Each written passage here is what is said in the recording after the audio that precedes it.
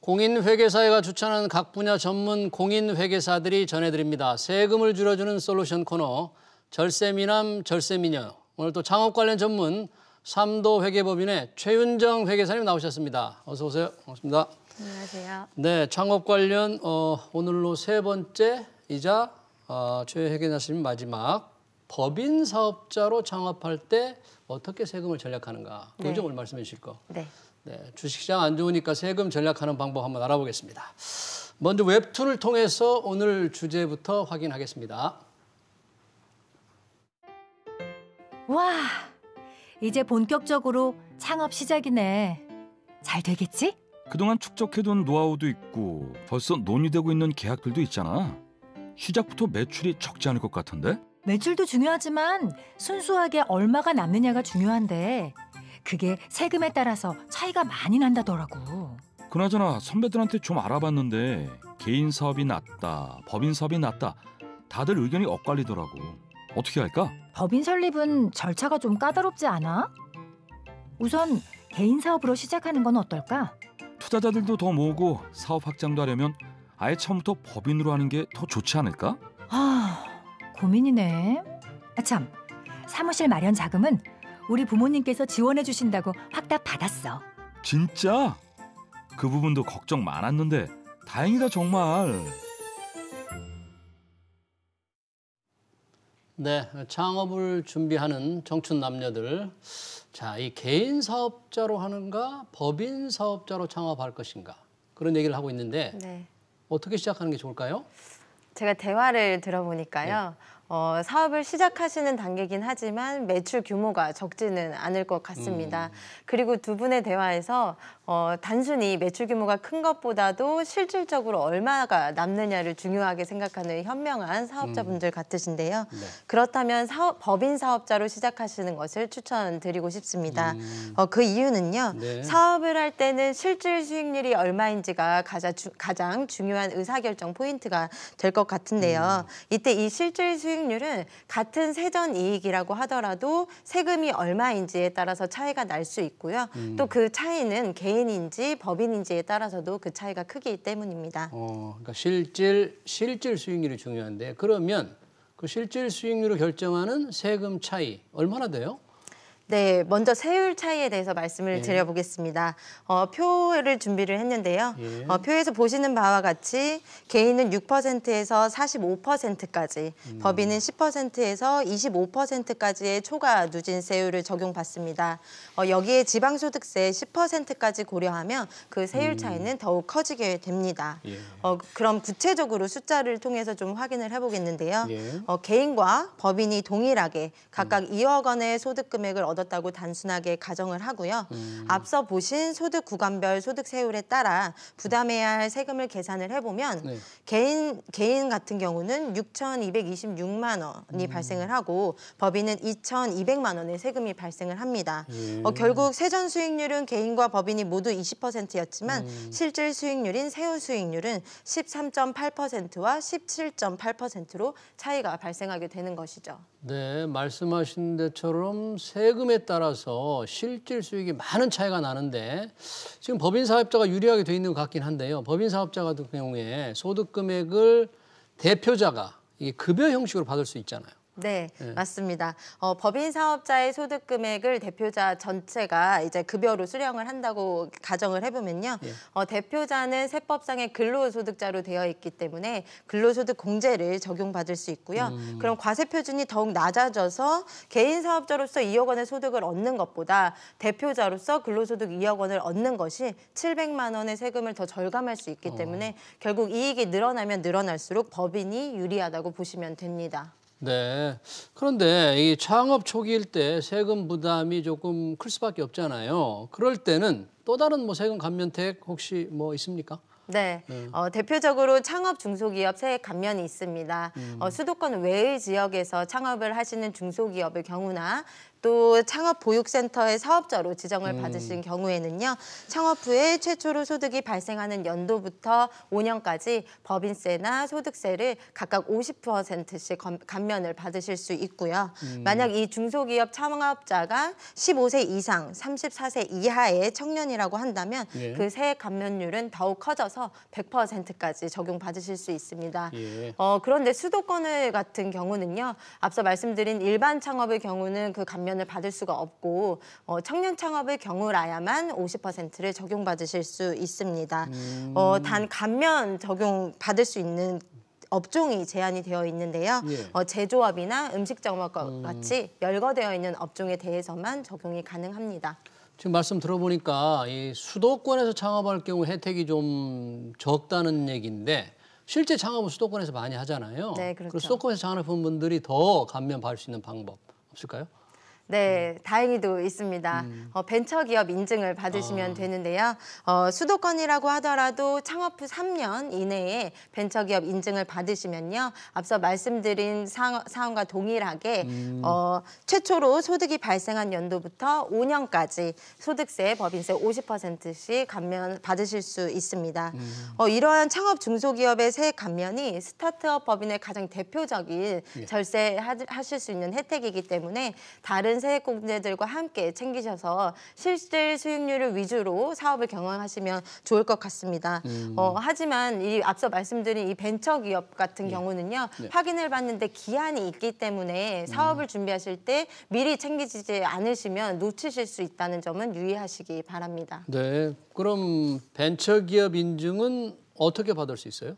네, 벤처기업 인증은요. 벤처기업 협회에서 관리하는 벤처 확인 종합관리 시스템에서 하실 수가 있게 됩니다.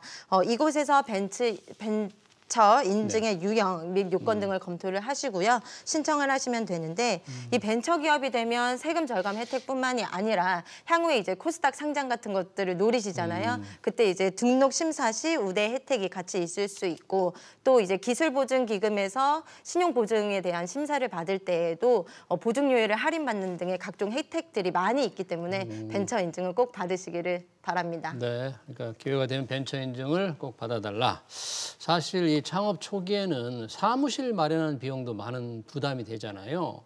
그런 부담을 조금 줄일 수 있는 방법은 뭐가 있을까요? 네, 창업 중소기업에 대해서 취득세와 재산세도 감면을 해주는 제도가 있습니다. 창업 중소기업이 수도권 외의 지역에서 창업 후에 4년 이내에 사업과 관련된 부동산을 취득을 하시는 경우에는요. 그 취득세의 75%까지 감면을 해줍니다. 이에 더해서 재산세의 경우에도 임대사업이 아닌 사업을 영위하시는 경우에 사업과 관련된 부동산에 대해서는요. 창업 후 3년까지는 재산세를 100% 감면을 해주고요. 그다음에 그 이후 2년의 경우에는 50%를 감면을 해주고 있습니다. 이때는 앞서 말씀드린 창업 벤처 중소기업의 경우에도 동일하게 적용이 됩니다. 그러면 지금 창업 중소기업 혜택이 좀 있는데 이 개인 사업으로 시작했다가 중간에 법인 사업자로 바꾸는 경우도 있을 것 같은데 네, 그렇죠. 그렇게 바꿀 때도 말씀하신 혜택 있습니까? 아쉽게도 그것은 안 됩니다. 왜냐하면요. 예, 세법상에서는 그 개인 사업을 영위를 하시다가 단순히 이제 법인으로 전환하기 위해서 새로운 법인을 설립을 하시는 경우는 창업으로 보지 않고 있기 때문인데요. 예를 들어서 폐업을 하셨다가 다시 사업을 개시하시고자 하실 때 폐업 이전에 영위했던 사업과 동일한 업종을 다시 개시를 하시는 경우도 창업으로 보지 않고 있습니다. 또 단순히 사업을 조금 확장을 하시거나 업종을 추가하시는 경우 등도 창업으로 보지 않아서 이러한 혜택들은 받으실 수가 없습니다. 아, 그래요? 그런 혜택이 없어도 기존의 그 개인 사업자가 굳이 법인으로 바꾸겠다. 그럴 수도 있을 텐데 그럴 때 혹시 세법상 도움이 되는 가장 적절한 때 좋은 전환 시기가 있을까요? 네, 보통 그 성실신고 대상자가 되기 직전에 법인으로 전환을 하시는데요. 성실신고 대상자는요, 그 업종별로 일정 매출액 규모 이상으로 올라가게 되면 지정을 받게 되고요. 이 성실신고 대상자가 되면 사업 규모 자체가 늘어났기 때문에 아까 보셨던 것처럼 종합소득세 누진 세율 구조에 따라서 납부해야 될 세금도 엄청 커질 뿐만이 아니라 또 이제 국세청에서 감시나 감독이 강화되기도 하고요. 또 성실 신고 확인 의무 등 세법상의 의무도 많아지기 때문에 이때 법인 전환들을 많이 하십니다. 간단치 않는데 법인으로 전환할 때 지금 세금이 특히 주의를 해야 할 것 같아요. 이 법인으로 바꿀 때 주의사항 또 뭐가 있습니까? 네. 개인 사업자분들이 법인으로 전환하시는 경우는 대표적으로 한 3가지 방법을 들 수가 있는데요. 첫 번째는 가장 간단한 방법으로서 개인 기업을 폐업을 하시고 법인 기업을 신규로 설립하시는 방법입니다. 이때는 법인 기업에 인수할 재고자산이나 고정자산 등이 별로 없고 또 이제 개인 기업의 실적이 앞으로 법인 기업의 실적에 크게 영향을 미치지 않는 경우에 사용하시는 가장 간단한 방법입니다. 두 번째로는요, 먼저 법인을 설립을 하시고 그 개인 기업과 사업 양수도 계약을 체결하신 후 대가를 지급하신 다음에요, 그 개인 기업의 권리나 의무 등을 포괄적으로 승계하시는 방법입니다. 이때 원래 부가가치세법 상에서는요, 폐업을 할 때 잔존하고 있는 재화나 자산들에 대해서 시가를 기준으로 부가가치세를 납부해야 되는 의무가 있지만 이렇게 포괄적 사업 양수도의 경우에는 이 부가가치세가 부과되지 않는 장점이 있습니다. 마지막으로 말씀드리고 싶은 거는요. 개인 기업이 법인 기업의 현물 출자 방식으로 법인을 설립하는 것인데요. 네, 여기서 현물 출자란 법인을 설립할 때 가장 기본이 되는 자본에 대해서 현금으로 납부하지 않고 부동산이나 이런 현물 자산으로 납부를 하는 방법입니다. 이때 개인 기업에서 법인 기업으로 자산 등이 이전이 되기 때문에 개인 기업 같은 경우에는 양도소득세를 내야 되는 의무가 발생을 하게 되겠고요. 법인은 자산을 취득하기 때문에 취득세를 납부해야 되는 의무가 발생을 합니다. 하지만 이 현물 출자 같은 경우는 일정 요건을 맞추시게 되면요, 이 개인의 양도소득세가 그때 당시에 이제 부과되지 않고 법인이 제3자에게 실질적으로 매각을 하는 시점에 양도소득세를 2월 과세하게 되고요. 또 법인이 납부해야 되는 그 취득세에 대해서도 75%의 감면율을 적용을 하는 등 그 세제 혜택이 가장 큰 법인 전환 방법이라고 할 수 있습니다. 네, 말씀 들어보니까 이 개인 사업자가 법인으로 전환할 때 좀 전문가 도움이 필요하겠어요. 조금 복잡한데. 저희가 그 아까 웹툰에서 보니까 부모님이 왜 창업자금을 지원해준다 그런 얘기를 하던데 그 창업자금 부모한테 그냥 받으면 세법상으로 무슨 문제가 되겠죠? 네. 그럼요. 부모로부터 자녀한테 무상으로 재산이 이전이 되는 것이기 때문에 증여세의 과세 대상이 됩니다. 하지만 자녀가 이제 열심히 일을 해보겠다고 하는데 여기에 큰 세금을 부과하는 것은 조금 가혹하니까요. 이런 창업 같은 자금에 대해서는요, 증여세를 이제 파격적으로 감면해주는 혜택 등이 있습니다. 18세 이상의 자녀가 60세 이상의 부모로부터 창업자금을 증여받는 경우는요. 5억 원까지는 전혀 증여세를 내지 않아도 될 수 있고요. 5억까지요? 네. 그리고 그보다 더 많은 금액을 증여를 받는 경우는 총 금액 30억 원을 한도로 해서 10% 세율을 적용해서 증여세가 과세가 되기 때문에 창업자 입장에서는 상당히 부담을 줄이실 수 있습니다. 또 이 창업을 하는 과정에서 새로운 고용을 창출하면서 10명 이상을 추가로 고용 창출을 한 경우에는요. 그 한도가 30억 원에서 50억 원으로 크게 증가를 하게 됩니다. 그런데 이때 받았던 세제 혜택은 한편 부모의 사망으로 인해서 상속이 개시되는 경우에는 상속세로 다시 정산을 받게 되는데요.